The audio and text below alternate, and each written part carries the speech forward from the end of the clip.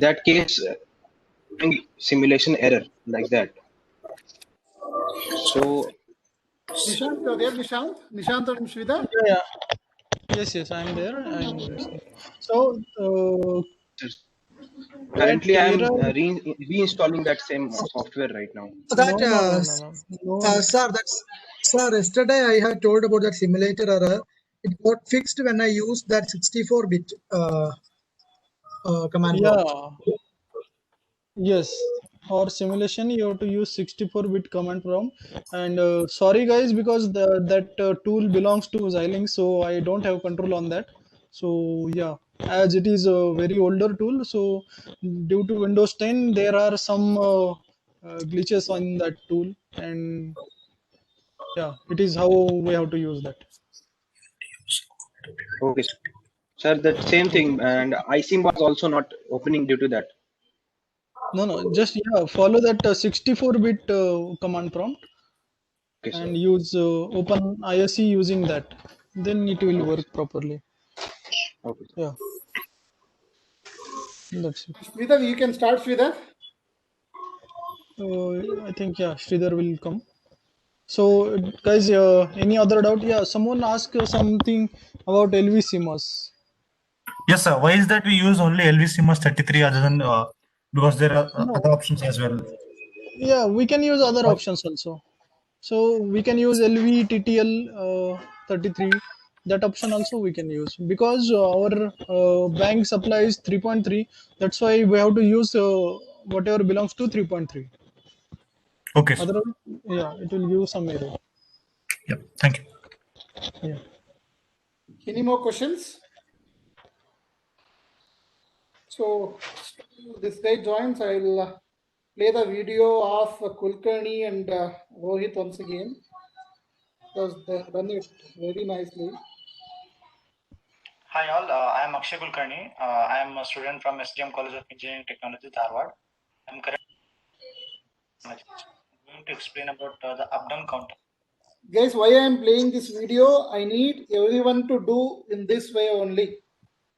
I think most of you are not submitted. I request all the participants to submit their videos with the voice, with the explanation, and whatever the introduction he has given.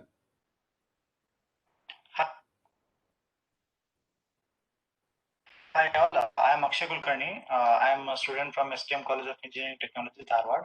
I am currently an intern at Agimus Technologies. I am going to explain about the up-down counter using FPGA board. So this is our LSB bit and this is the MSB bit. This is the reset button, and you can see the switches over here. The first one is a switch. We'll use this one to jump between up and down counter. Now if I program it now, it is default acts as up counter. It starts counting upwards up to 15.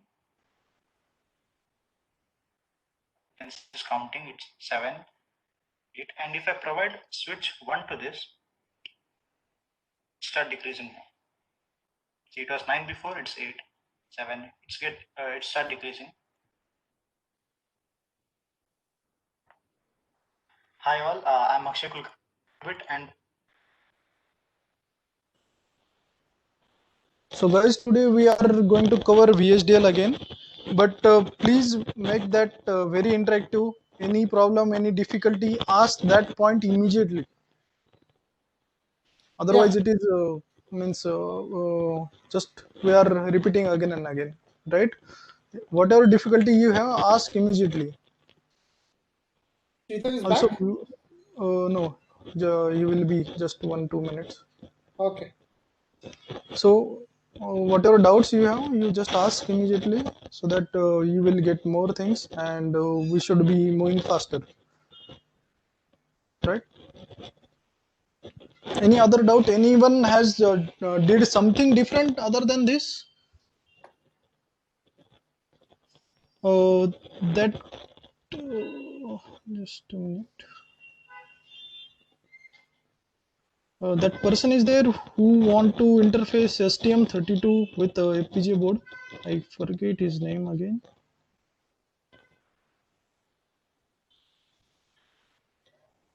Someone was asking for Yeah, someone was asking for the STM interface. Was it Rohit? No.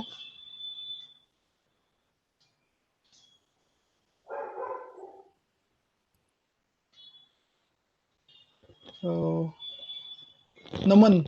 Yeah, Naman is there. Naman.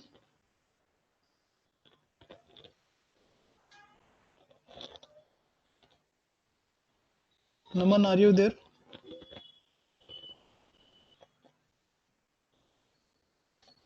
No, Naman is not there. Okay, very good. So actually, I What told him to. key skill we would like to learn other than PhD in regard to excel in VLSI industry, such as digital electronics, TCL scripting, etc. Okay.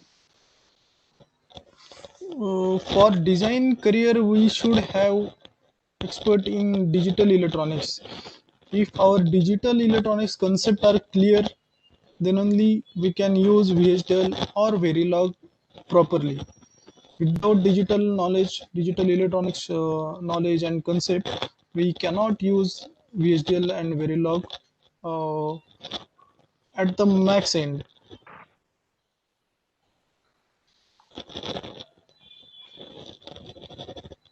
Okay, so it is like that. Means everything is interlinked here, and we should think over the clock. How, what will happen with when clock age comes, what will happen when second clock age will come, like that we have to think in this. It is not like a controller we can write anything and it will work. For sure it is not like the thing in FPJ or in this VLSI industry. For simulation itself, it is so tricky that we have to take care for each and every clock, each and every input and output, then only it is going to work. For simulation at least. For design, it is altogether different world. It is so many things we have to take care, right? From coding guidelines, from IO standard, from each and every clock. There is something different world altogether, which is called as clock domain crossing. Vishwan, there is some disturbance in your earphone, I believe. Oh, really? Okay. Now is it better? Can I speak? Now is it better? No. Better to remove a earphone and speak in the speaker, no issues. Okay. Yeah, now it is fine.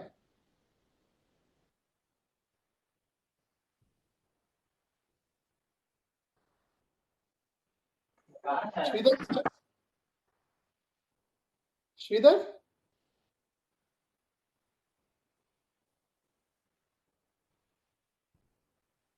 Sridhar, you're there?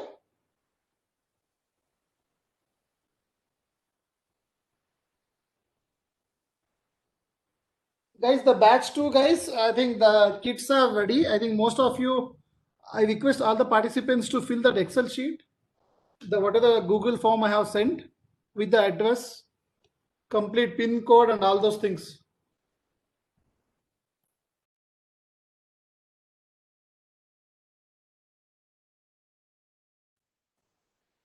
I think most of you might have received that Google form. I request all the participants to fill that with your pin code and proper address with the landmark, so that it will be very easy for a post guy to deliver those kits.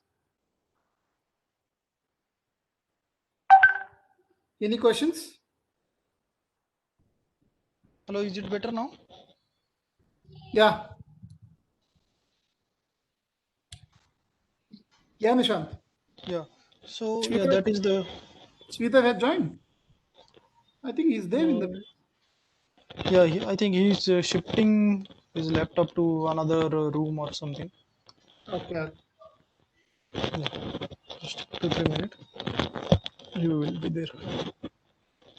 So anyone has done anything different other than all these things? Anyone had tried something with the FPGA?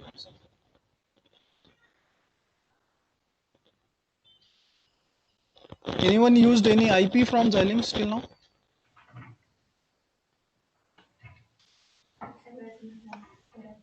Hello. Sorry, actually, I had a call from one of the client.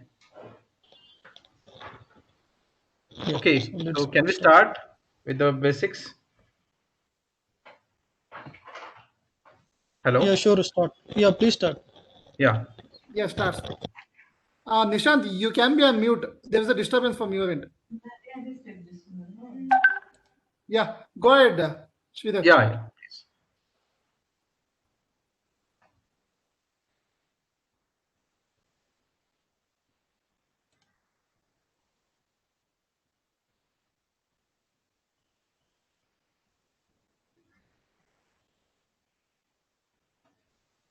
Yeah. Basically, we are going to cover the today again the VHDL basics. So, as I said, the VHDL language can be used for simulation purpose as well as synthesis purpose. And what yesterday also we have discussed that whenever you are going to use the VHDL and whenever you want to assign any values, the data type should be matched. That's why we're calling as it's a strongly typed language. So when whichever the object we want to declare in the VHDL, that data type should be mentioned again. And whenever you're assigning the value for that object, so again the data type should be matched. So that care must be taken. So if suppose for example I am declaring one signal, that is d out, as a logic vector, and I'm assigning the value to that logic vector. So whatever the signal we want to assign, that should be again of same data type.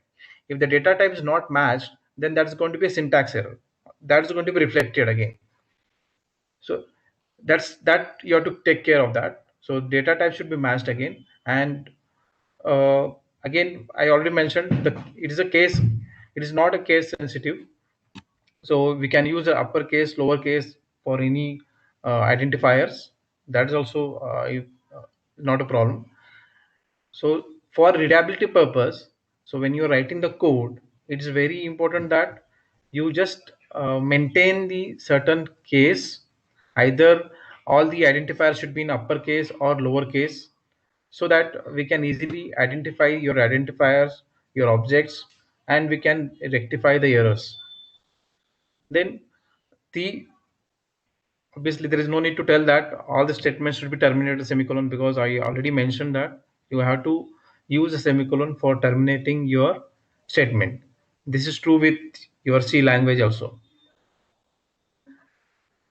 The comments, we know that.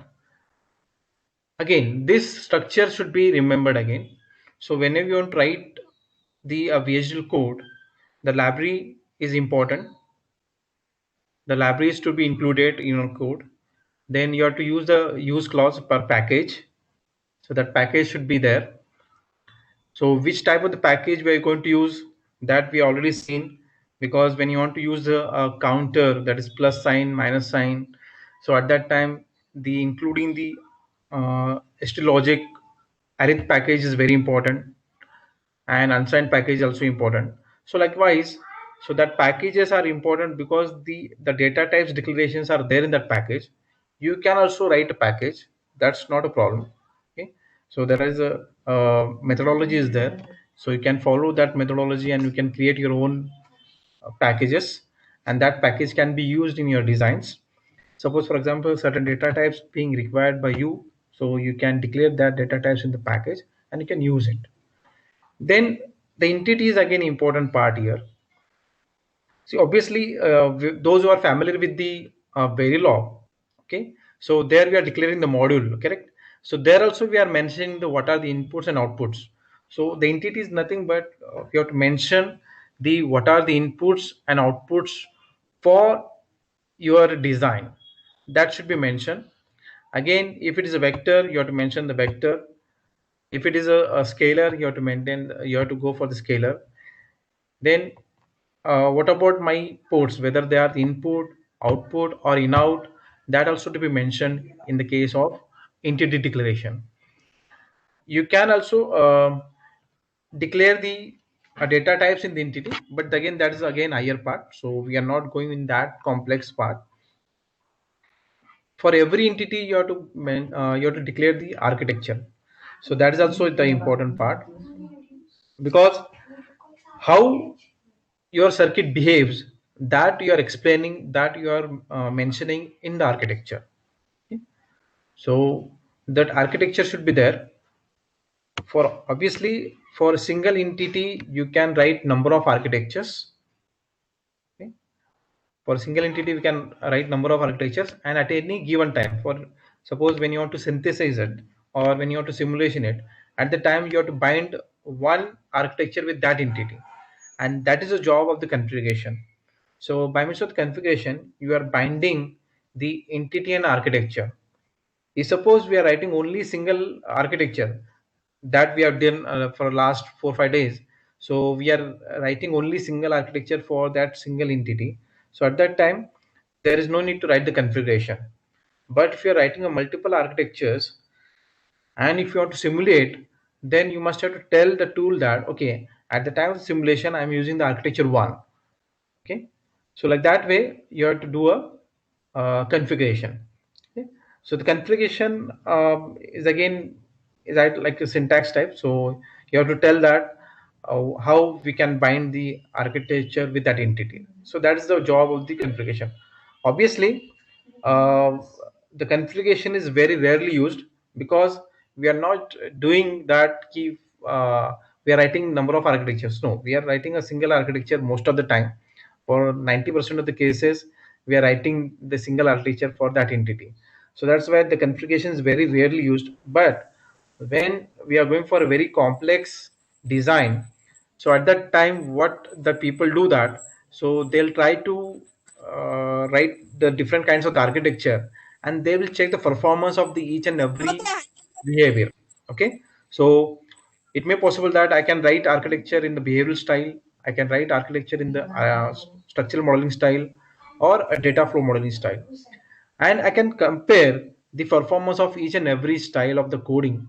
If I'm getting the good performance with the behavior modeling, then I can choose that. Okay, so that can be done with the configuration.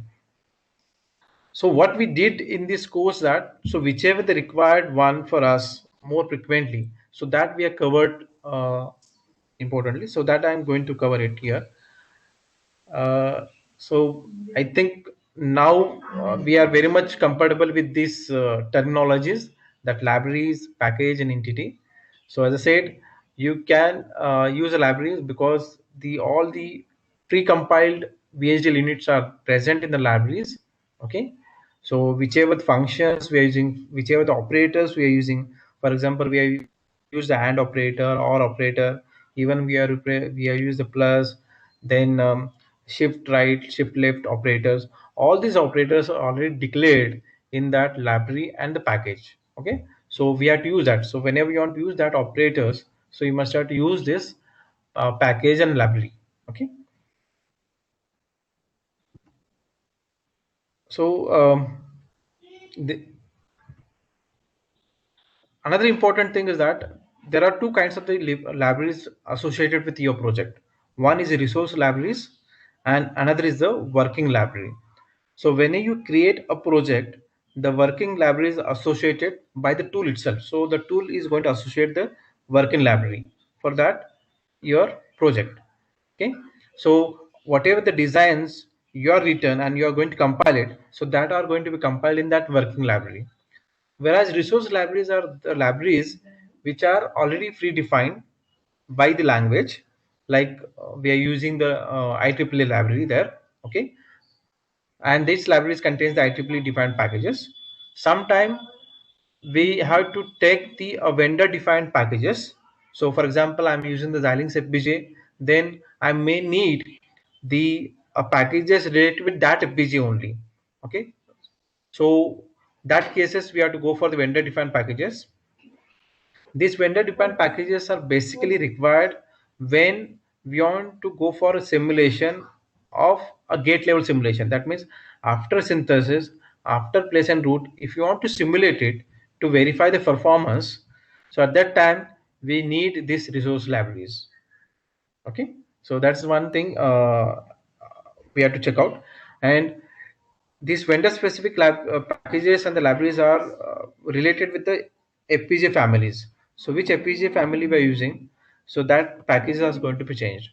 Rather, this is very rarely used again. So if you want to go for post layout simulation, at that time we need this vendor defined packages. But simply if you want to download it and verifying your results, then there is no need to go for the vendor defined packages. Obviously, for every code we need IEEE packages and IEEE library. That is important. So this syntax we already seen, and as we are using the template, as we are using the wizard of the Xilinx ISC, so there is no need to remember the syntax also. Here, how we can declare the library and how we can use the use clause for including the packages in your code. The another important thing is that though this is called as a resource library, there is one more library which is invisible to us. That is, there is no need to include it. It is by default included. That is called as standard library. It is already there. Okay, so there is no need to include that library into your code. It is by default present for uses. So basically your bit, boolean, data types are present in that standard library. Okay. So how we are going to use these packages? So very important that you have to mention the library name, then dot, and then package name, and then you have to mention the dot all. So which means that we are going to use all the definitions present in that package. Okay, that sometimes if you don't want to use all the packages definition, then we can specify which definition you want to use. But generally that is again not necessary at all. Okay. So the entity, as I mentioned, so you must have to declare the input output ports for the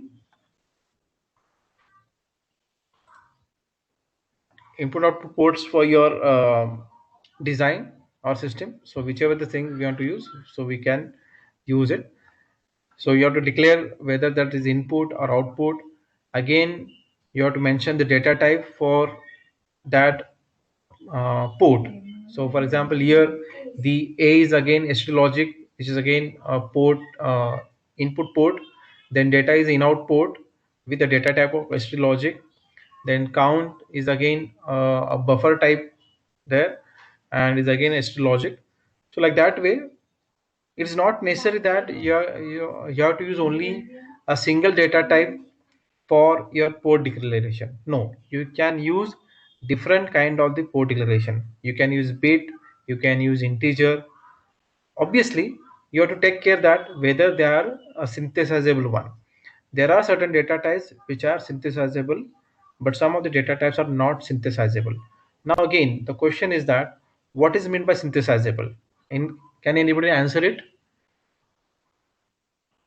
What is meant by synthesizable statements and what is meant by non-synthesizable statements? Yes, anybody can answer it?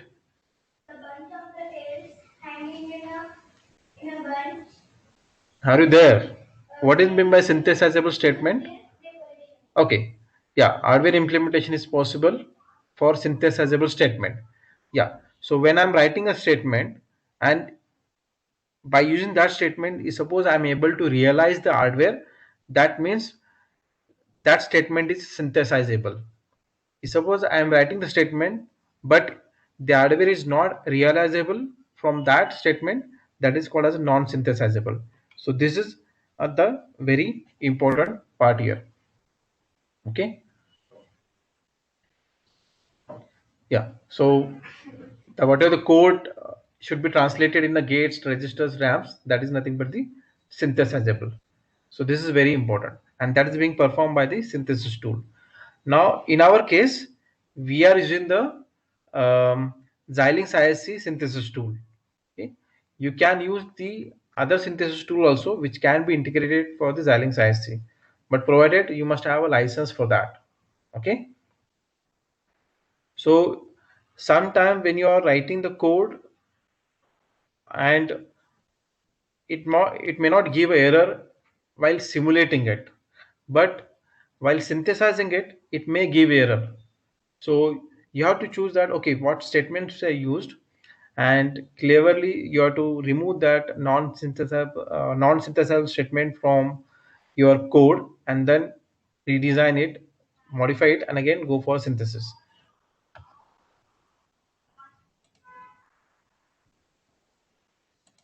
Okay, so this is the way we must have to go for. Even there are data types which are synthesizable, so you have to declare that.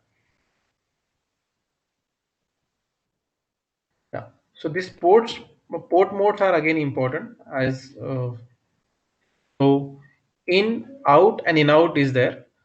Again, if your data or your output signal is bidirectional one, then and then you use in out. If it is not bidirectional, but if you want to read temporarily inside the design, then do not use in out. That is again completely wrong method.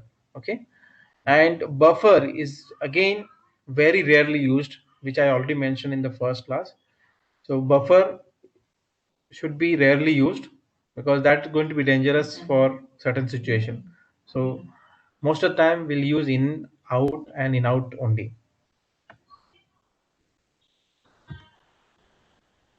The architectures are very important. So you must have to specify the behavior and function of your design, then how they are going to interconnect. For example, yesterday we have seen the structural modeling style. So how they are going to be interconnected, the two models going to be interconnected together, how it is there. Also you have to mention the relationship between the ports of an entity. That means the what is the input output combination, maybe equation. In terms of the logic equation we can also write. In terms of the truth table we can also write. Okay, or in terms of the structural modeling also we can write. So depending upon this way, so there are three modeling styles are there. So one is a data flow modeling style, so where we are using the simple logical equations, or the certain case statement, certain Venn statements are we using, so which will specify that how your relation is there for input output. Okay, then you can also use the process statement for defining the behavior of your system. So that is called as a behavioral modeling style. And we can use the port mapping, that is nothing but the structural modeling style. Again, we cannot say that there is only one method is important or is a good one. No, we have to always use a mixture of this for going for the complex system design. We cannot rely on only single modeling style. You have to use all these three modeling styles together to get optimum result.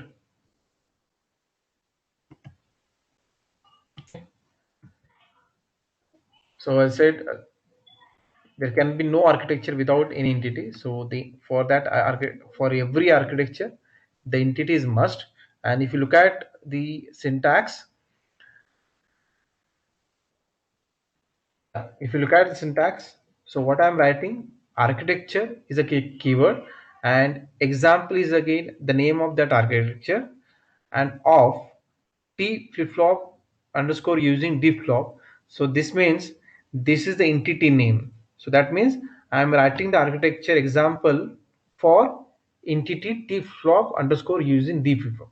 So this is the way you have to mention. So that means here I am mentioning that this architecture belongs to that entity that already linked. So this is called as a natural binding or default binding of the architecture and entity. Okay. Then after that we have tried is keyword, and then after that begin. So there is another important thing in VHDL is that for every statement, for rather most of the statement, like architecture is there, then the process is there, even the so there are two parts actually, one declaration part and then statement part. So the declaration part is there between the architecture keyword and begin, so that is called as a declaration part. So there you can declare the signals, variables, data types, and the subprograms. So whichever things required for internal connections for internal operations, for internal behavioral connection. So all these things you can declare in the architecture declaration part. So if you again consider with the scope, so whatever the data types, whatever the signals you are declaring the architecture declaration part, so that can be accessed by the any statement within that architecture. Okay, it may be accessed by the number of processes, it may be accessed by any of the statements within that architecture. So the scope is also very important, where you are declaring the your signal or data type. If you are declaring the data types, signals or variables in the process declaration part, then that scope for that data types and for variables for that in the process only. So that means I cannot use that data type or that variable outside the process. So the scope also you have to remember. Okay, where you are declaring the signals, where you are declaring the data types. If suppose I'm declaring the data type in a package and I'm included the package into my design, then that data type I can use for number of entities, number of architectures in that VHDL file. Okay, that is again the important. Another important thing that you can write multiple entity architecture in a single VHDL file. It's not like that you have to make the different VHDL files for the different entity and architecture. No, you can write, but again, a very important part is here. For every entity, you have to associate the library and package. It's not like that key at the top of the file you have written the library and the packages and then you're writing the two entities. No, for each and every entity the library should be specified. That's way. So so when you are writing the visual code, the library, entity and architecture should be in a bundle. Okay, so we cannot use that same library and package declaration for some other entity. That's the case you have to consider. Okay. The another important thing is that like in a Verilog or in a VHDL, so all the statements are in concurrent nature. So the execution is simultaneously executed. Okay. So you must have to take care. So when you are writing the code, that also plays very important role. See, if you want to being expert in a VHDL coding or Verilog coding, the syntax doesn't matter. Again, I'm repeating, syntax doesn't matter. You can learn syntax by just looking at things. The logic is very important. You must have to concentrate on the logic. So to have a good logic, whenever we want to design any system, it is better that you draw the micro architecture of that system. Okay, how my signals are interconnected, what are the blocks required for my system, that should be again drawn first. Okay, and then if suppose I need certain low level entities, you declare it first, use it, simulate it, and then use in your upper level design. That's way you have to design it. Then and then that's going to be a correct design and you'll get the correct output. Okay, syntax anyway we can learn from the books and even from this. So the logic is important and the architecture specification of the architecture is very important. What we want to design and how it is going to be interact with your system, that's very important. So this is a simple architecture which we are designed for the T-flop using D, how we can convert D into T. Okay. So as already mentioned, so there are three levels of the abstraction for the architecture: behavioral, data flow, and structural. So you can use any of the method for describing your system. So data flow, you can use the concurrent signal assignment statements, which infers the mainly the combinational circuit. But again, the data flow modeling is very good selection, I can say, for describing the combinational circuit. Okay, it is somewhat difficult to describe the sequential circuit in the data flow modeling. It support, but it's not so good like a process statement. So, but whenever you want to describe a combinational circuit, the data flow modeling is the first choice. Okay, and basically here we are going to use the logical operators like AND, XOR, and that. Apart from that, you can use a when else statement with select statement. So when else statement is somewhat similar to your if else statement, and with select statement is somewhat similar to the case statement in the sequential modeling style. Okay, there is one actually sometime the most of the beginners do a mistake, so they'll try to use the if else statement without using a process statement. That's completely wrong. Okay, you can use the if statement only in a process statement. You cannot use the if else statement outside the process statement. Even the variable assignment statement we cannot use outside the process statement. That, so these are some fundamentals you must have to remember where we can use the certain statements. Then you never make mistakes. Obviously, these operators, logical operators, I can use in a process statement also. But when I'm talking about the when else statement, so I cannot use that when else statement inside the process statement. That should be outside the process statement only. Okay. Then yesterday we had discussed about the structural modeling style, how we can use the structural modeling. So basically what's happened, whatever the already we have designed the system, maybe we have designed the some low level components, maybe we have designed the 4-bit counter, and then I want to design the 8-bit counter using that 4-bit counter.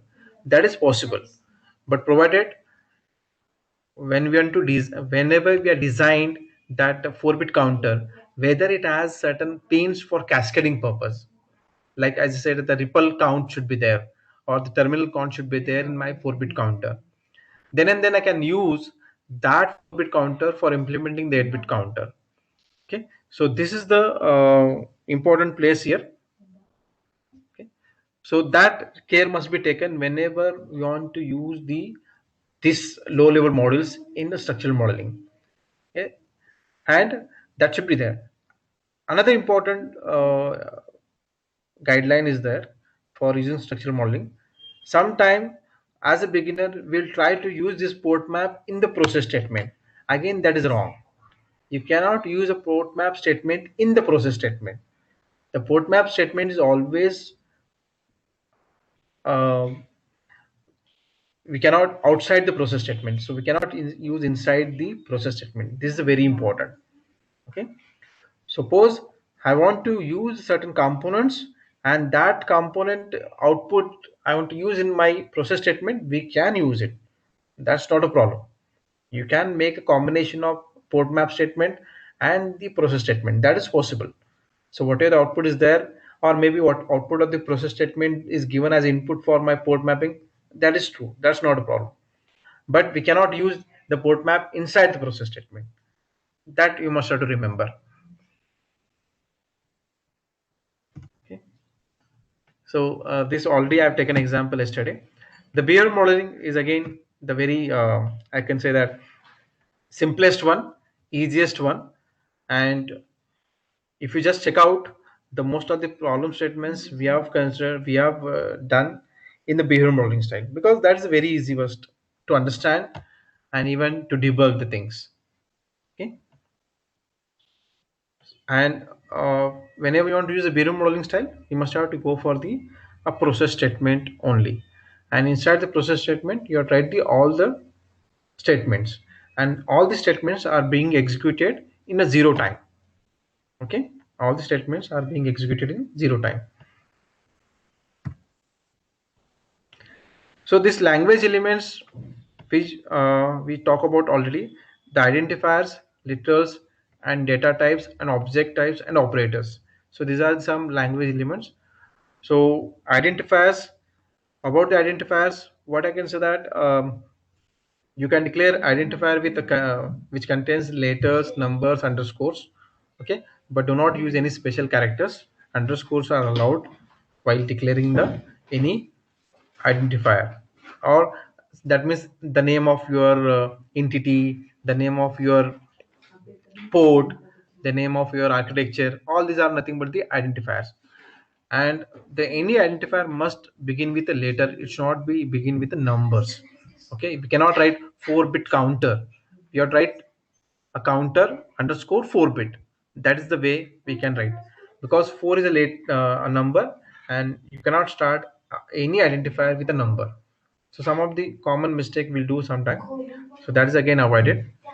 Okay, and the last character should not be an underscore. You should not use reserved keywords as identifiers. If you use it, your tool will give error. That's not a problem. Okay, and if you want to use the 2 words as identifier, so don't give a space between the 2 words. You should be connect that 2 words with the underscore. Okay, so that's the way you have to tell. Obviously everybody is following that, because almost we have completed most of the examples. Okay, and everybody done it well. I can appreciate all of you that. So if you got certain errors regarding the identifiers, you just try to use these guidelines and take care of these guidelines later on to whenever you want to declare the identifiers. Okay, these are the data types which is being already present in the or rather supported by the VHDL. Okay, so again, as I already mentioned that the certain data types are synthesizable, certain are not, like file, access, and in a composite type record. So they are not synthesizable. So that are only meant for simulation purpose, that are only meant for the modeling purpose. If you want to synthesize your code, you should not use this file, access, and record data types. Okay, as good as in a scalar. In a scalar, again, there are certain data types are there which are not synthesizable, but whichever they listed here, they are synthesizable. Okay, array is also synthesizable statement, but again there is a limitation on array. Okay, you cannot go for n dimensional array. It should be a finite, and at max it supports 2-dimensional arrays. Okay, so that's again the limitation, because hardware is limitation there. We cannot think of 4-dimensional array, and you cannot think of any digital hardware which supports a 4-dimensional array.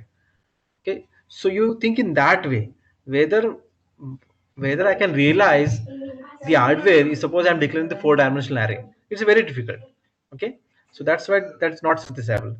Do you have any a digital element which will act as a file? No, we don't have that.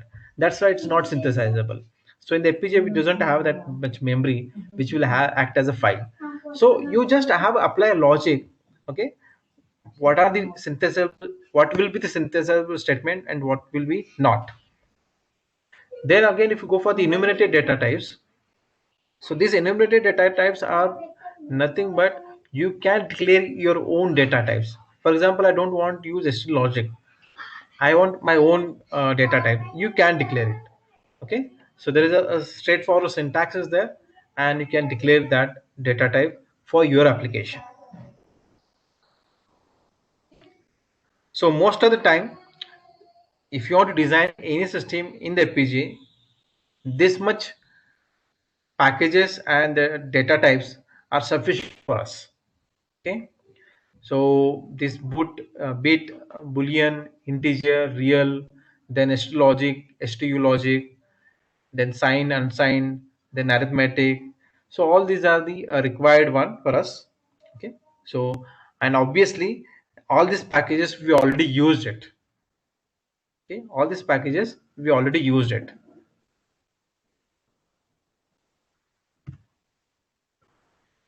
So this, whenever we want to declare a scalar or a vector, so you must have to mention the keyword as bit underscore vector, And again, if you have to take care of that, how you are declaring that vector, whether MSB first and the LSB is at the right side, whether the MSB at the rightmost and LSB at the leftmost, that you have to see. But when you're using the 3 down to 0, that means MSB down to LSB is a very natural selection. Okay, because from the engineering days we have studied this way only. The LSB is always at the right side and MSB are always at the left side. So follow the same methodology here and try to use this 3 down to 0 methodology. Some of the cases we may need 0 to 7. You can use it, that's not a problem. Okay.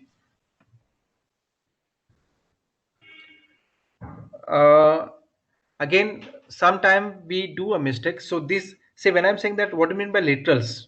So when I'm mentioning the value to my object, that is x takes value of 1, so this 1 is nothing but literal from my data type. Okay, so what kind of the literals being supported by my data type, that should be again taken care. If it is integer, then I should not write a single quote here. Okay, but if it is a ST logic or bit data type, then I must not write single quote here. So because that's the way the literal is defined in that data type. How that data type, how the literal is defined in the data type, the same way you have to assign the value. Important part here. Okay, and you have to use the two operators when you are assigning the value. Either you use the less than or equal sign, or you use a colon and equal sign. So we already, I think everybody is aware of that. Colon equal sign is used for variable assignment, and less than equal sign is used for assignment operator. Okay. And what is the difference between the variable and signal? So the variables are for the temporary storage, and the value is immediately applied at the same time. There is no delay between that. But whereas if you go for the signals, the value is scheduled to be appear because there is infinitely small delays present, and that is important. To maintain the concurrency, we need that much of delta delay. Okay, so these are the values which are present in the ST logic. So I already listed synthesizable literal values and which are not synthesizable. Obviously, the non-synthesizable values, that is W, L, H, and don't care, we can use it for simulation purpose, even for the modeling purpose. Okay.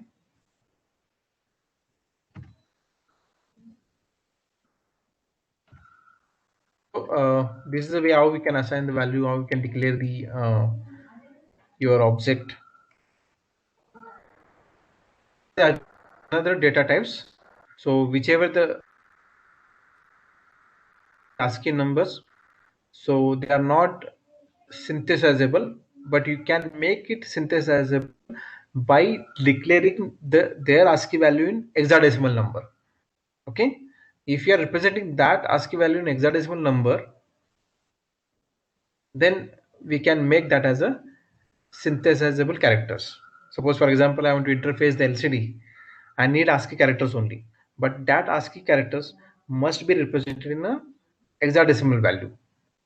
Then and then we can display the sentences, the messages on your LCD. Okay, you can have a integer, natural, and real. So they are synthesizable. Ultimately, they are going to be converted in binary. So whenever we want to use integer data type or natural data type or real data type, you must have to limit the range. Why? Suppose by default that is 32-bit integers, and suppose I'm not limiting the integer and I'm only using the values from 0 to 99, 100 values I'm using from that integer. So it may possible that as you're not limited the range of that integer, it will use complete range of the integer, and they will consider as 32-bit number. Okay, so that will consume the more resources on my FPGA. So that should be avoided because unnecessarily it consumes more resources of my FPGA. It should be avoided. So that's why we it's very important that whenever you're using the integer and natural and real, you have to limit it. That range limit is possible in the VHDL. Okay, the finally data objects. So whenever you want to go for a new object, so you must have to assign the class of that object and the data type, which we are already doing it. Okay, so class is always three types: signal, constant, or a variable. Data type is anything, so bit, ST logic, and all these things. So without this, you cannot say the object is being declared. Okay, so for any object, you must have to associate the signal and also data type. Constant are nothing. Suppose when I want to do, I need some constant number, maybe integer, maybe any value. So at that time, we can declare as a constant, and you cannot assign the value to that again.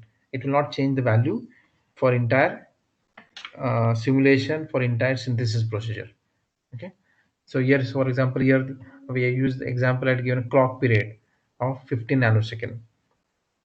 So that is constant. So we are not changing that clock period to anything else value. Okay, and this constant sometimes we need at the time of the integer declaration. Suppose I see everybody is written the 4-bit counter. Is it possible that can I write a generic counter code? So when I mention the n as equal to 6, then it will behave as a 6-bit counter. Suppose when I'll mention n as a 8, it should behave as a 8-bit counter. So like that. So you can try it. Can you write a generic counter, generic n-bit counter? Suppose whatever up down counter everybody has written now. So if you have written that, so what's happened? Suppose I want to change the that 4-bit counter to the 8-bit counter, then I have to change the most of the code. Okay, so without changing it, can I do it? That is possible by declaring the constants as n. We can declare as a constant, and you take always declaration as n-1 down to 0, like that way we can declare the your port. That is possible. The variables we have seen, and what is the role of variables we have seen. So yesterday we have taken example of shift registers, and you suppose the same code I had given example of shift register using Bayes modeling style. So there we have used the variables. Why we have used the variable? Because the value of that variables are assigned immediately. But suppose I use the signals, maybe I'll not have that effect of the shift register. You can observe it rather. So practically you do it and you observe the effect of the use of the variable and the signals in your code. Then and then you clearly understand when to use variable and when to use the signals. So again, the variables are only declared in a process or in a subprograms. So when you're declaring a functions or procedures, you can use the variable there, or in the process also we can use the variables. Signals we can declare on anywhere. So either in architecture part, in entity, though we are calling as ports, but they are by default they are nothing but the signals only. Okay. So operators, I think there is no need to go about these operators because everybody know about the operators. Everybody has compatible with some of the programming languages. So whatever the operators present in that programming language, the same operators are also present in the VHDL also there.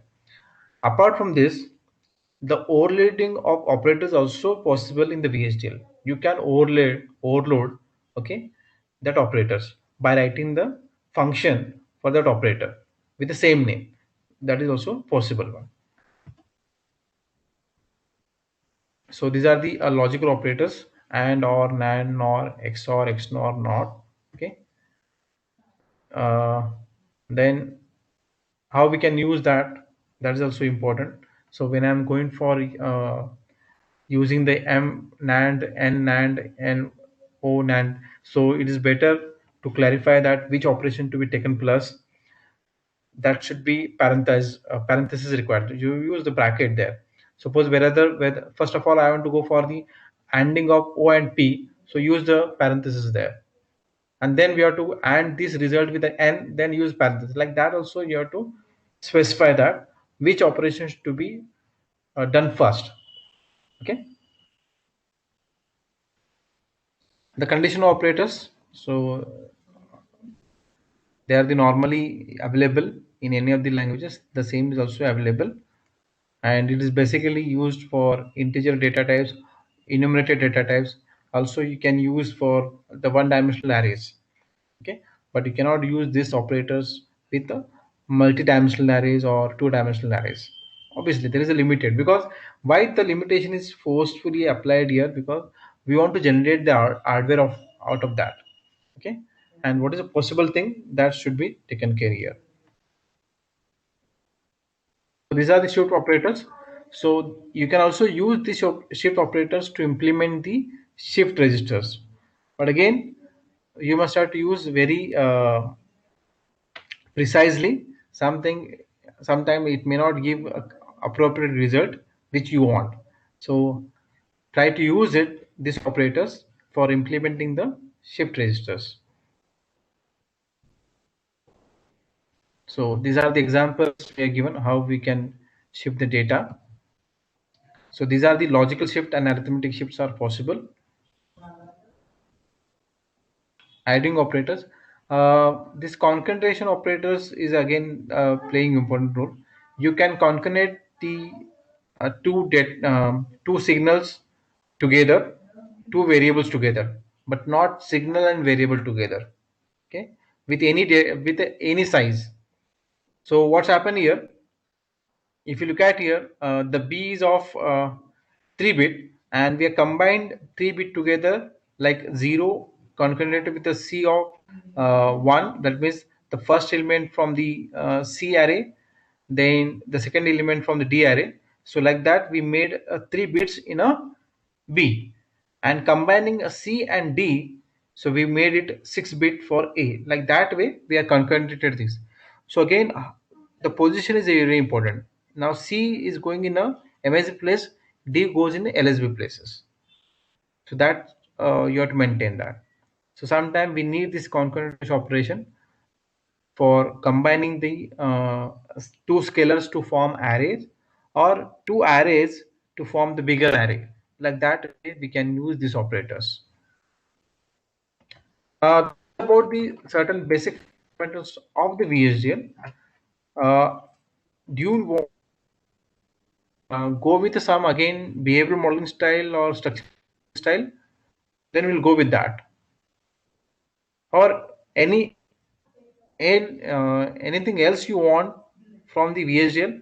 So we'll go with that specific line.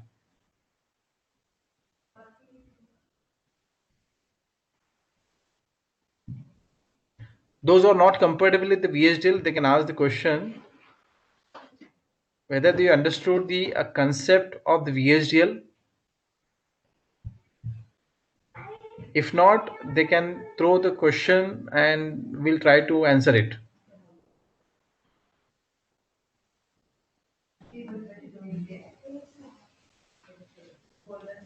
Yes?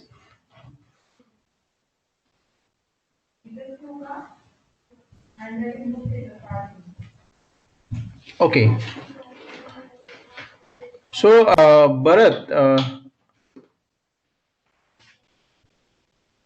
yeah, we have already, I think we already sent you the ebooks.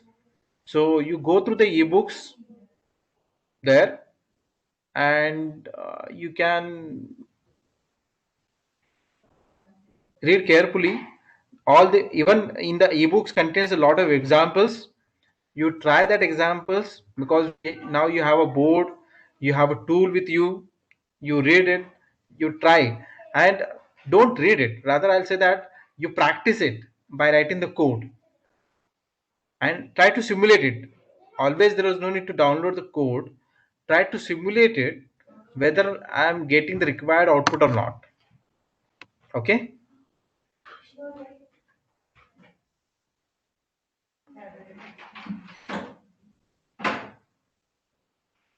Yeah. Sridhar, there were a few participants, they are newly joined. I think Okay, they might ask you some more questions. Yeah, no problem, no problem.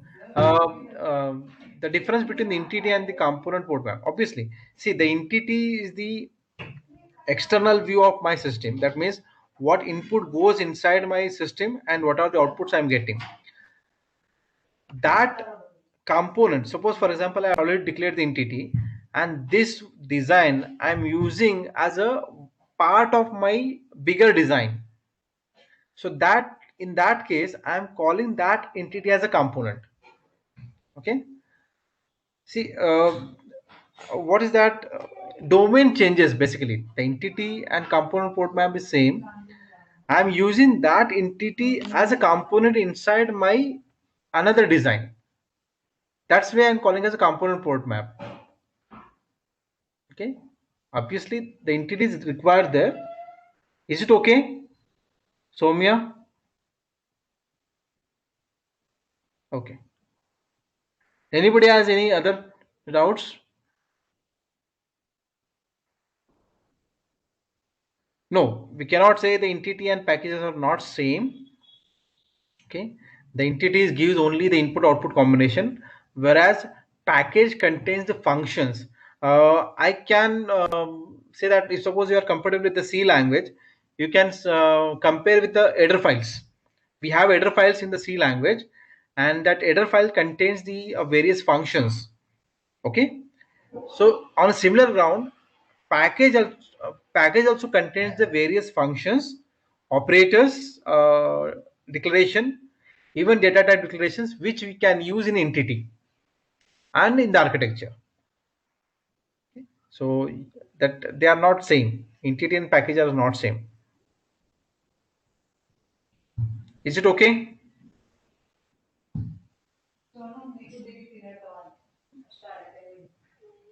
Any other?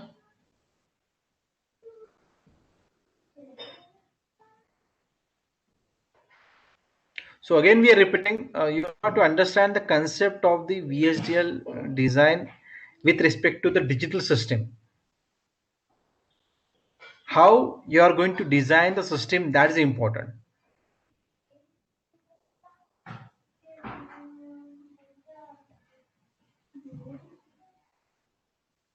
Basic structure of a test bench. Okay, I'll share you one slide.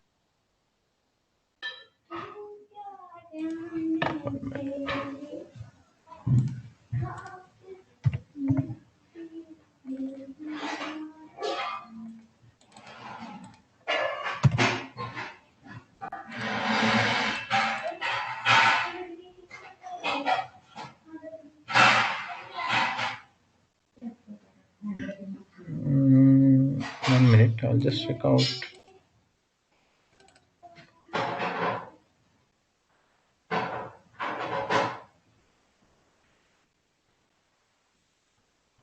Yeah, I'll just share you this. I think already my screen is shared with you.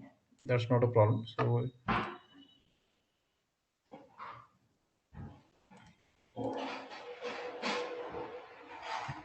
So basically, how the test bench works.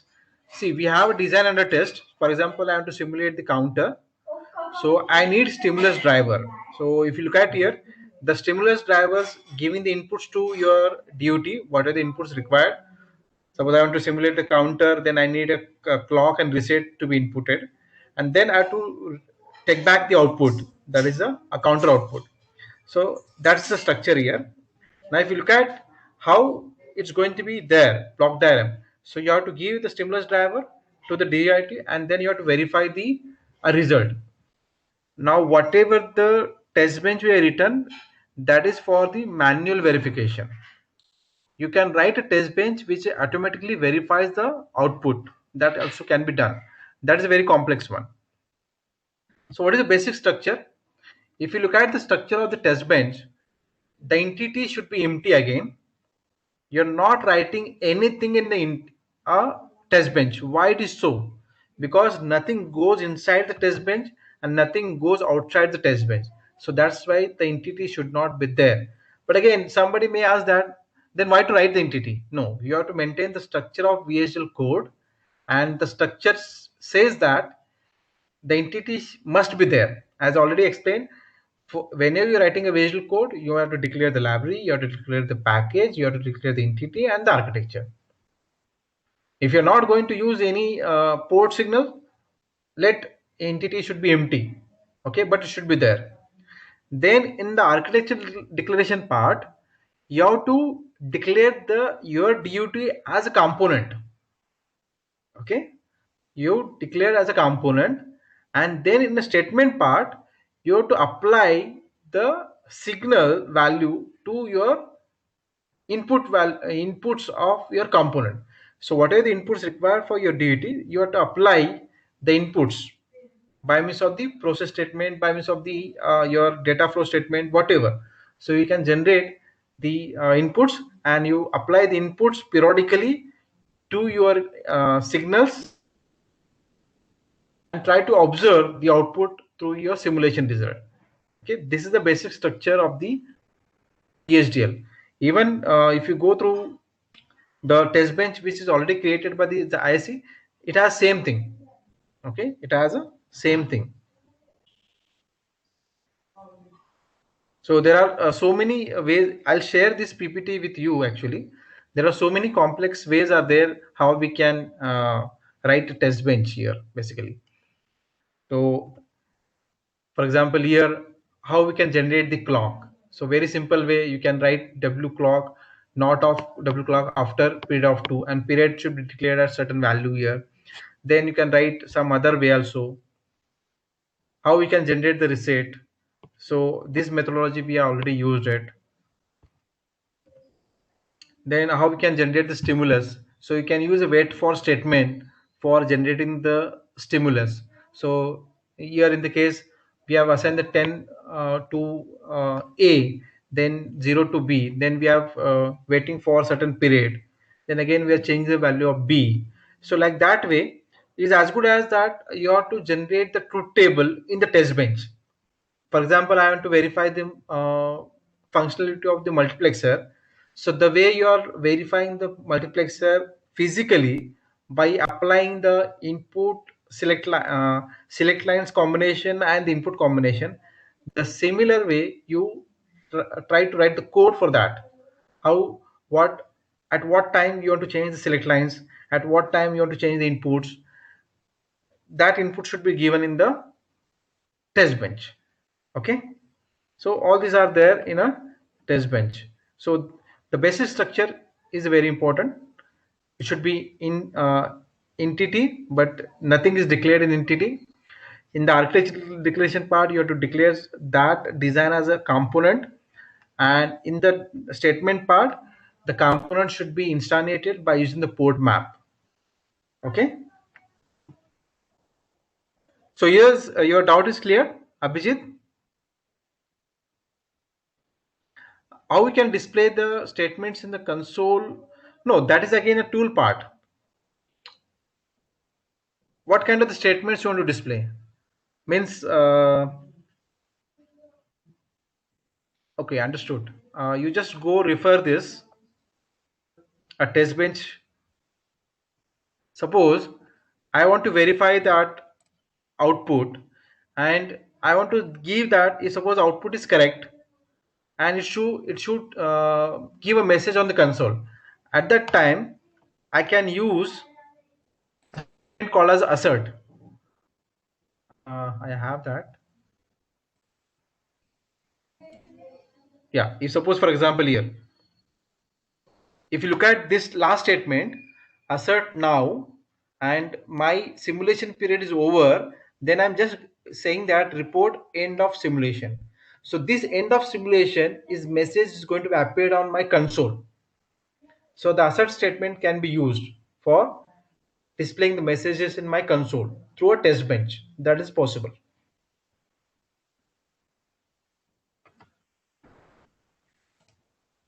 Okay. Yeah, display is used in a Verilog. So here we have to use the assert statement. Correct. Any other point?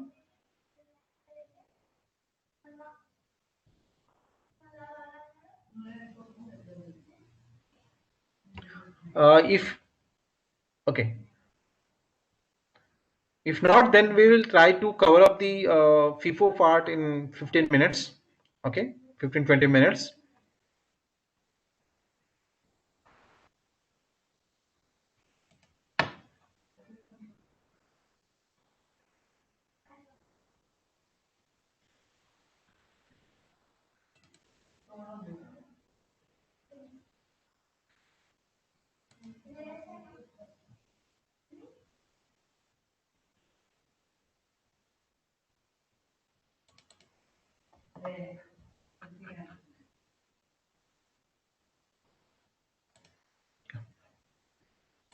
So I think everybody is aware about the first in first out, which plays very important role in the digital system design.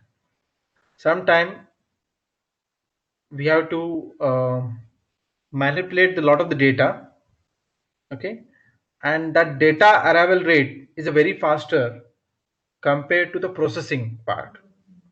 Okay, that's one thing. At that time we need to store the data, and one by one you take it and according to your speed process it. Suppose my data is coming at 1 megahertz 1 mbps speed, and I am able to process it only 64 kbps. So if suppose I'm not maintaining that speed of 1 mbps, the data may be lost. So to prevent that, what we are doing, that whatever data is already is coming at that 1 mbps rate, I can store it in FIFO, and as per as my rate, I will take out that data from that FIFO and manipulate it. That's one thing. So that means arrival rate is higher than processing reading, that means processing thing. Sometime it may possible that the arrival rate is slower, but we want to process it very faster and give it to some other thing. So to do that, again we need a FIFO. So what they do, unless and until the FIFO is filled up, will not start process. So once the FIFO is filled up, and if you are able to process that data within that time, you just take it, that data, and process it, and then again wait for some other time. So like that, there is always little chances of missing any data. So the FIFO is mainly used to maintain the or rather synchronize the speed between the reading and writing, or writing and reading, both the way. Okay. If suppose there is, the FIFO should be used in a situation that there is always imbalance between the reading and writing. At that time we need a FIFO, and most of the cases we need a FIFO there. Whenever we want to use a FIFO, we need a memory there actually. So what's happened, if you look at here, this is a simple block diagram. We have a different speed for the writing, we have a different speed for the reading. Okay, and this is again a dual data port RAM. So at any given time we can write it, also read it. But the very important thing is that at the same time we cannot read the same location, and we cannot write and read the same location. That should be so that is called as the error in my FIFO. So that should be again avoided in your design. When you want to design a FIFO, you must not avoid that. You should not read and write the same location. Okay. So if you look at here, this is one the how the FIFO works. I've taken a FIFO of 8 bytes. Okay, so the FIFO is empty now, and the read pointer and write pointer is showing the same location. If the FIFO is empty, then I can give a signal that FIFO empty, nothing is present. So that means I can read the FIFO if there is some data in a FIFO. If it is not there, then I'm not reading it. Okay.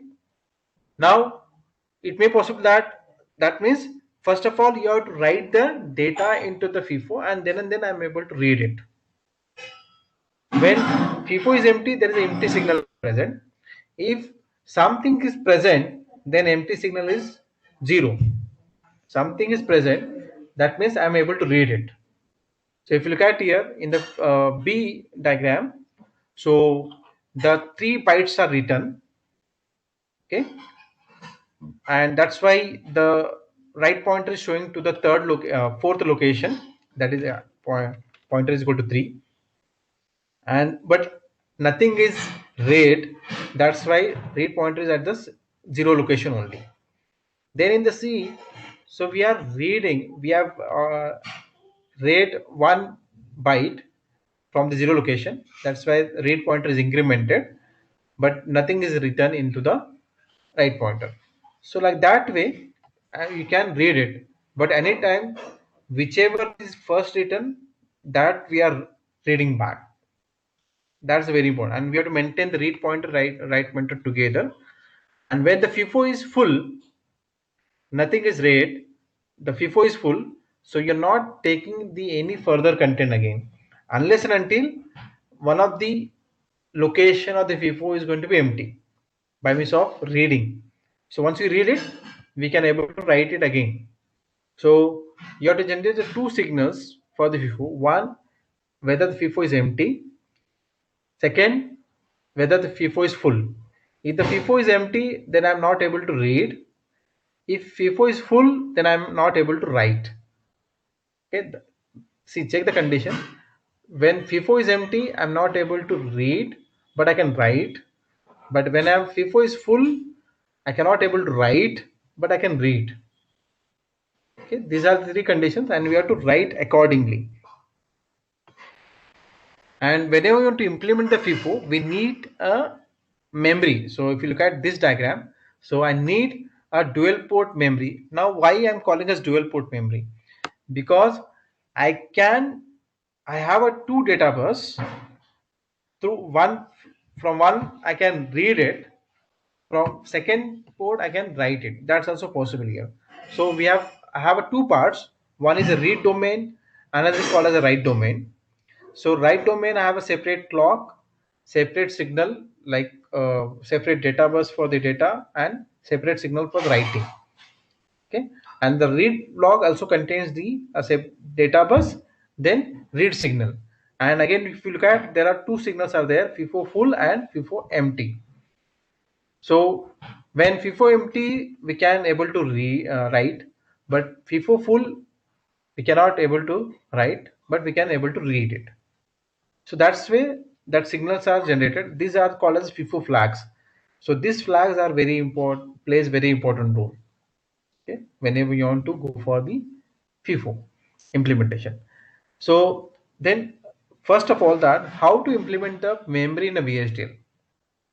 So whenever we want to implement the memory in VHDL, we need a 2-dimensional array, and 2-dimensional array is not readily available.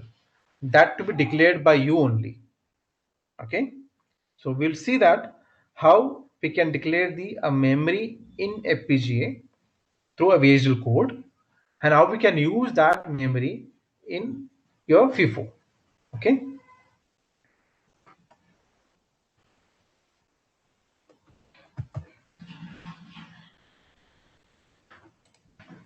Any doubts regarding the FIFO? First in, first out. The understanding and concept of the FIFO is somewhat difficult. I know it, but you go through it, and I'm just going to share you the code also. Go through it. Maybe in the next lecture, maybe tomorrow, we'll again see that how we can check out that FIFO. Understanding the FIFO is very important, because you may need this FIFO in your next maybe in the project implementation, or any complex circuit design, system design you want to design. At that time also we need it.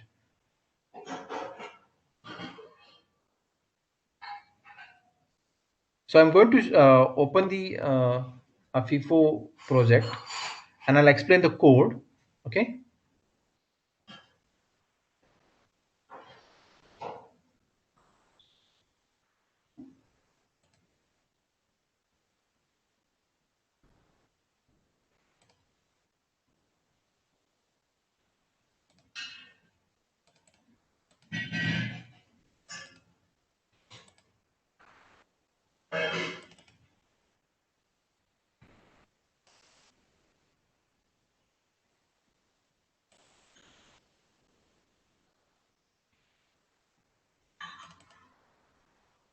Yeah.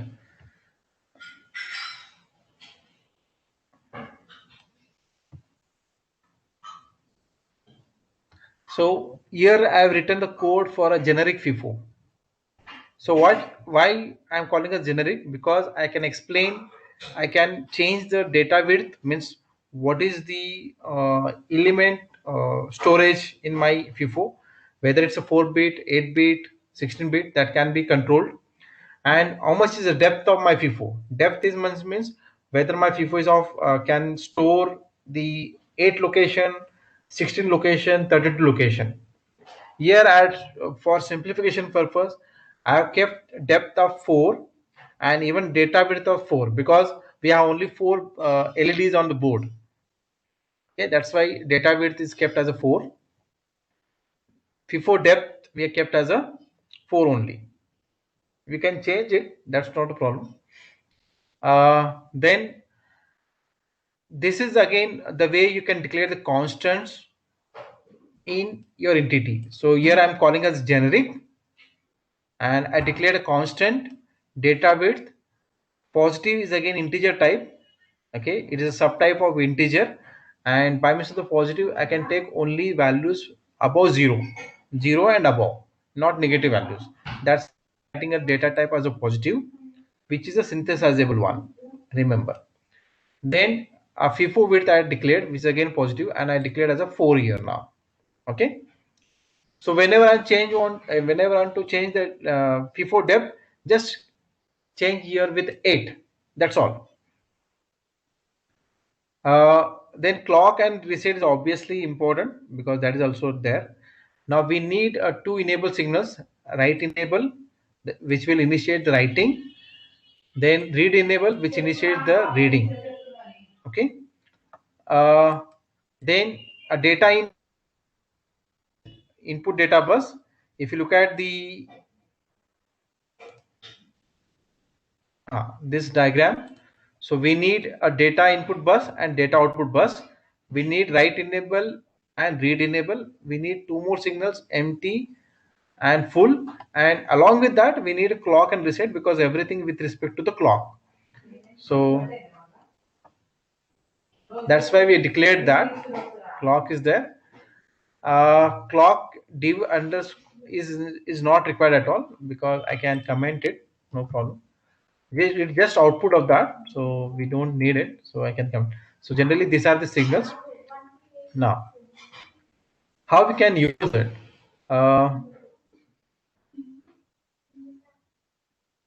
This first process is for implementing the clock divider.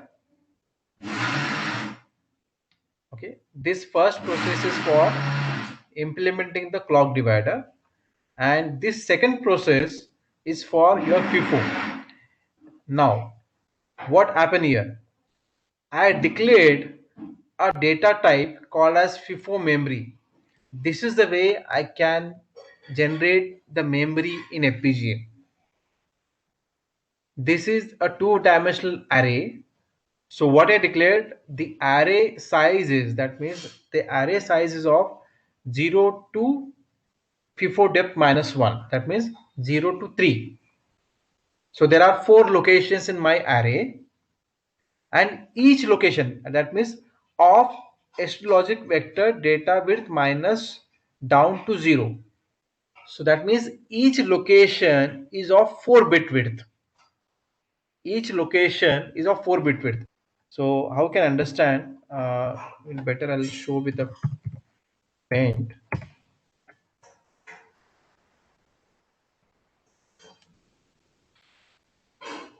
Okay, I have a 4 locations. Okay, so like this. So this 4 location is given by 0 to FIFO depth minus 1, and then of logic will give me a column. So like this. So that means each element in my array contains 4-bit data.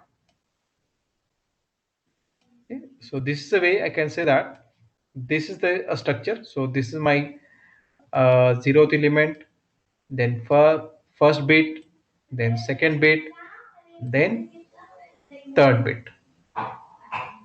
Okay, obviously. So imagine that how your memory looks. If you look at if you go for any data sheet of the memory, it's like same only. So you can have a number of locations in a memory, and each location is of 8-bit, 16-bit, depending upon what kind of memory you're using. Okay, so this is a data type we are declared, and then we are declared the variable of memory with this data type.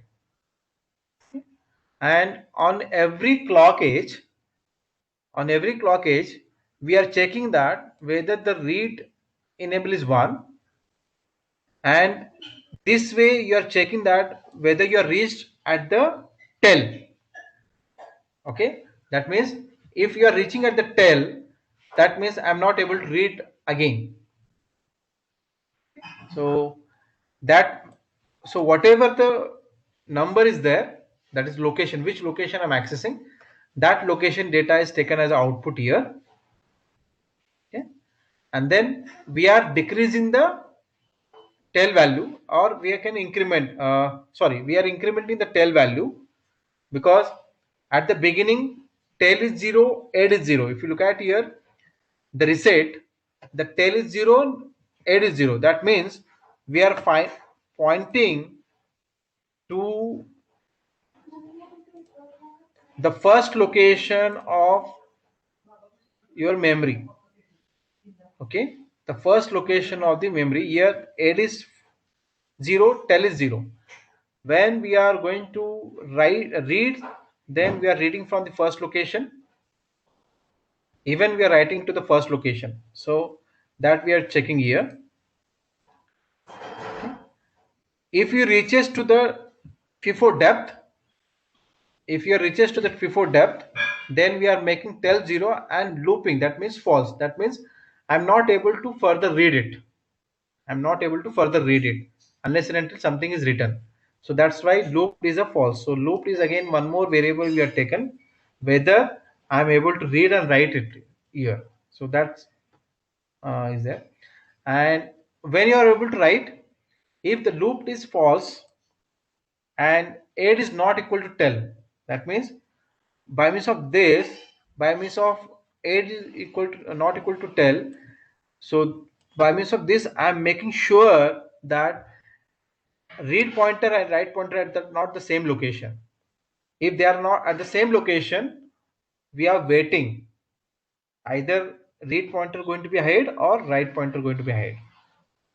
Okay, mainly write pointer should be go ahead, not read pointer. So this going to be compared. If it is satisfied, then I'm able to write the data. How I can write it? Data in goes in my memory, and where this add will give me a location of my memory. So at that location, I want to write this data.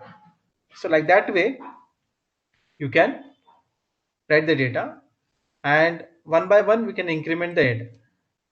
If this is again important, when add and tell reaches the same equal, and if the loop is equal, that is loop is 1, then you generate the signals called as full is 1 and else empty is 1. So that means whether by means of writing your FIFO is full, at that time you just generate the full as a full flag. By means of the reading it's become empty, then you generate the empty signal. So this is the way you can write. This is a most simplest way you can write the FIFO. There are some other methods are there, which is again very much complex, which is not being understood. But if you refer the PPT and this code, you can understand how we can download it. You download it, okay? You download it. Then we have a DIP switches with us. You treat this DIP switches for the data in, LEDs as a data out, okay? Read enable and write enable become your switches. Empty flag and your full flag will be RGB LEDs. Use green LED for empty and red for full. Okay. Then try to write the data first by putting the DIP switch. Okay. And then again later on you read it and check out that empty and full flags. Okay. So I'll copy this code, or rather I'll share with the WhatsApp, because this is again a very big code. This is not going to be fit into your chat box. I'll try it. Up to this process, I'll just copy here.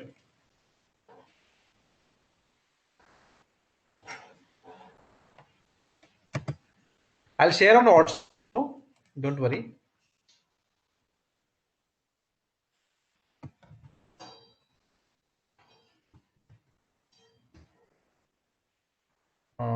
Yeah. No, this is not full. There is a problem with. Okay, I'll share the where it is. To write enable it is came.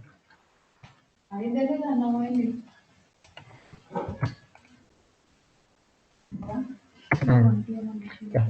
So the full data is there. So try to download it on the board and verify that. So you have to take a precaution when you are pressing the write enable and read enable, because there is no signal. That's why I generated one signal, that is a clock output as a 1 Hz clock. So this will give me that 1 byte is written in the FIFO. So you uncomment it and you use the one of the RGB LED, maybe blue as a clock div, one thing. So that's why we can also do that, because there are limited resources on the board. So you can use 4 LEDs for data out, DIP switches as input, then push buttons as your reset, read enable and write enable, and RGB LEDs for your empty and full and clock divider. So try to use like that way. So if you have any problems, we will discuss that. Anything else?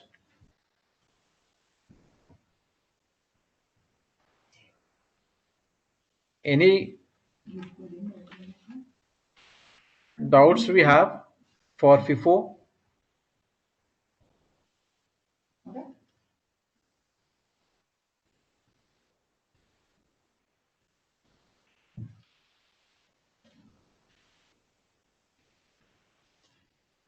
Guys, any questions, any doubts?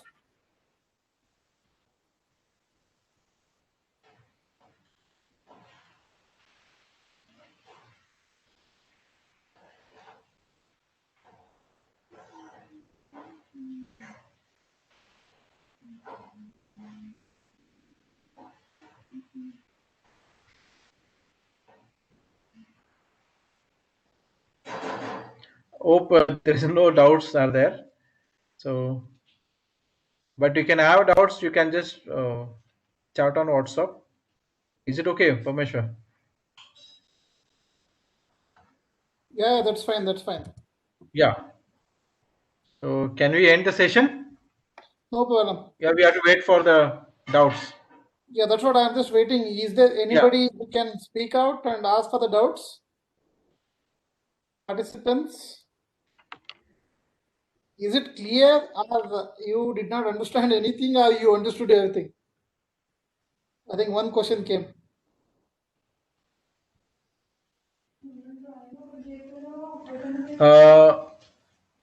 Yeah, so this is again the valid question is there.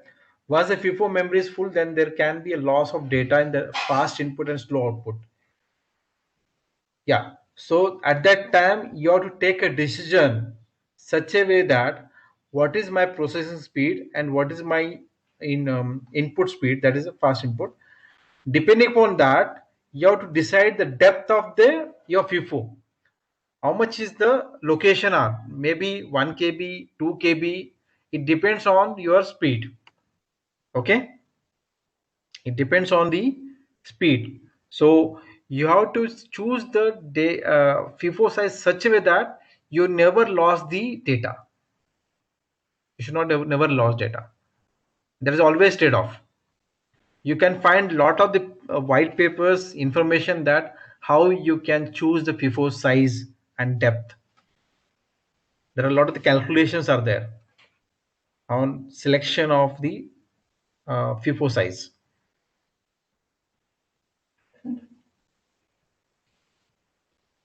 Real-time applications of FIFO, suppose for example, I want to use for surveillance system. I'm going to capture the image, I have to process it, and I have to send the data. So obviously the capturing is at a certain speed, the processing at a certain speed, and you have to match that speed. There we need to store data for certain time being. At that time we need a FIFO there. So wherever there is a speed mismatch for data processing, you have to use a FIFO there. So the image processing is a very good application for this.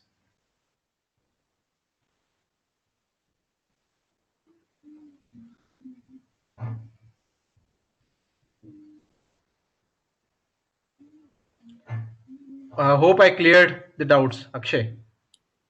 Guys, any more doubts? We'll end the session in another 1 minute. Anybody has any queries, they can speak out.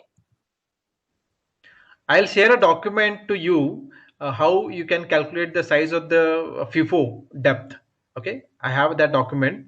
I'll share it to you also. Okay. Any more queries, guys?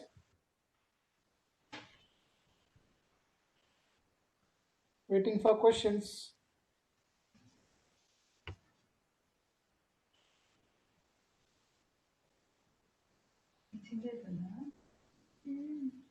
Can we get slides? Yes, slides will be shared. Yeah, slide. Yeah, Nina has asked that we are synthesizing visual code on FPGA to make hardware by burning bit file. If I want to make full custom IC ASIC, if I want to make GDS file, what I shall do? See, yeah, I know it comes under physical. Yeah, we know that physical design. That means we need a CMOS design tools. If you want to go for the ASIC design, full custom ASIC design. But if you want to go for the ASIC simulation or testing, you can use FPGAs there. Because nowadays, before going for the IC design, the functionality is being verified using the FPGA only. If everything is goes right direction, then they are taking the IC design. For IC design, we cannot use the IC tool. We have to go for the backend tools like Cadence is there, then Mentor Graphics ASIC design tool there, that you have to use it. And ultimately, this code should be converted in standard blocks in that code, and then we can go for it. Yeah, you can design, you can little bit modify the place and route on the FPGA also. You can modify, you can permits of the constraints. When you want to synthesize, you can mention the constraints there where you want to place these blocks. Later on also, you can open the floor plan and modify it. but that is a very tedious You job. can You can do it. you can use plan ahead for that. Yeah, plan ahead, but again, it's a very tedious.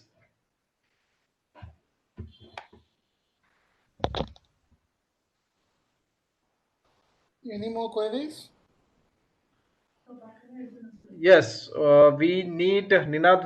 You have to go through the details, documentation of the plan ahead, how to do it, how to change the certain blocks, even pins. We can change the LUTs which are being used by the design, that can be also changed. You can guide the plan ahead, which LUTs to be used for your design. That can be done.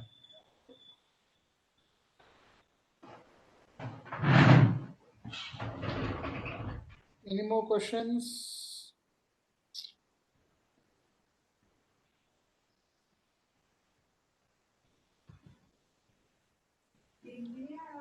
So we need much program knowledge. I need much knowledge in addition to STL programming. Yeah, that is tool knowledge you want, plan ahead and all these things. Okay. Any more questions? Oh, okay. Thank you, guys. We'll send you the invite for the next sessions. Yeah, It might be in the Dipti next ma'am week. asked one question that are you Yes. going to cover the IP core design? IP core design we are not covering, but we are going to discuss about how we can use IPs which are there in FPGA. That we'll discuss. Okay, but ultimately, the whatever the codes we are using, we are writing, they are nothing but your IPs. You can use this same code for your another system design. Okay, so you can take one example, any of the case. For example, Nishant, can you suggest any Yeah. system So which for can be act that, as IP there? yeah, for that it is very better to use FIFO only. Just now we have learned how to use FIFO and those things. So in next session we are going to see how to use UART, Hmm. right? So how to use UART. So for that we will be using UART first at 9600 baud rate, and apart from that you will be doing UART on 115200 baud rate. For that you must have to use FIFO. There is no alternative. And instead of using this code written by just now whatever we see, or you can modify that code, sure, it is possible, but instead of that I recommend to use FIFO IP, which is present in Xilinx IP core, so that your that part will also be clear. Yeah, but for understanding that FIFO which is there in as IP in the Xilinx IC, first of all, FIFO working should be known to you. That's why we have Yes. taken that FIFO code first.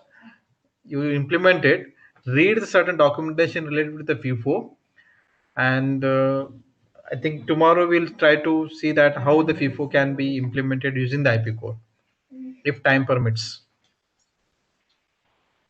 And believe me, it is the most critical part. You will be stuck in such a problem that you must have to use FIFO there.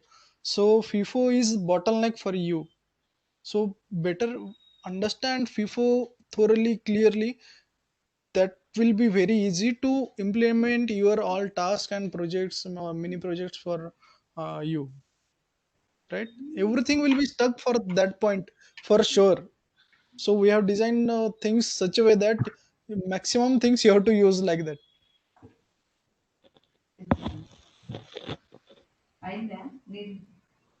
Yeah, that's it. Any more questions? Okay. Thanks, guys. Thanks, Nishant. Thanks, Shweta.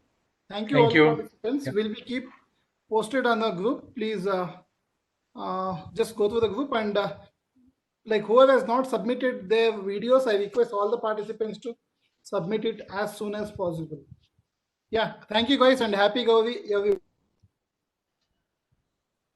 Yeah, thank you. Bye bye. Thank you.